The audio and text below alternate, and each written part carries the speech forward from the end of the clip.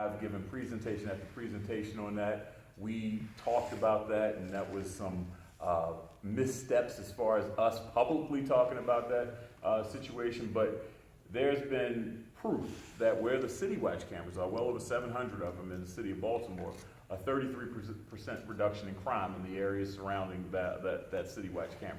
They have been instrumental in the crime fight, of course. So as those grow, as people's personal surveillance cameras grow, it'll help us get better in disseminating that information to the public. We're not going to hide that. We want people to see it, and it's kind of hard to argue. So, just one other comment. I don't know if everybody might have caught it, but it was a shooting on the west side, I think, and the person came around the corner of the store and shot maybe four persons.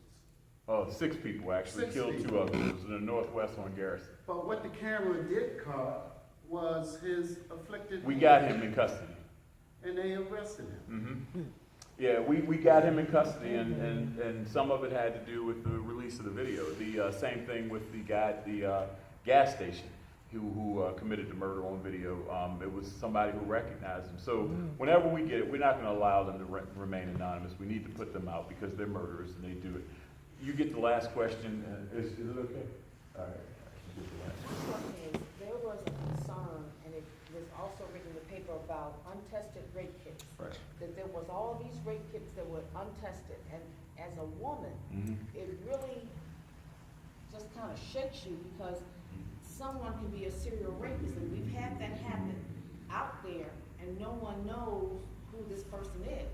And I want to know, has that backlog been cleared up? Well, that was a problem not only in the city of Baltimore, it was a state problem. That was the issue that was talked about here. And we are actually, that's part of the consent decree as well, sexual assault investigations.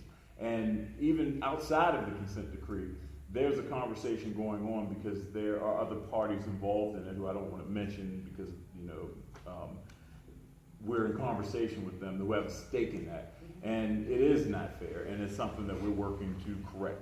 A lot of those untested kits were for Jane Doe situations where sometimes a woman's not obligated to, you know, file a police report. She doesn't have to, she doesn't want to. But it's something that we're working to clear because you're exactly right. So that's something that I know our neighboring jurisdiction has just made a change in, and we'll probably see a state law change possible in reference to that. But that's something we're taking aggressive steps towards rectifying on our end as we speak, so even outside of the consent decree. So I appreciate everybody's attentiveness, and we're going to do this together, and I'm looking forward to being a part of it for a few years to come. And I notice I said a few years to come. Thank you,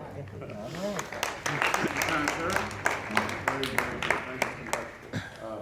I'm going to pass out to you. First of all, thank you very much, Martin, as well as you know.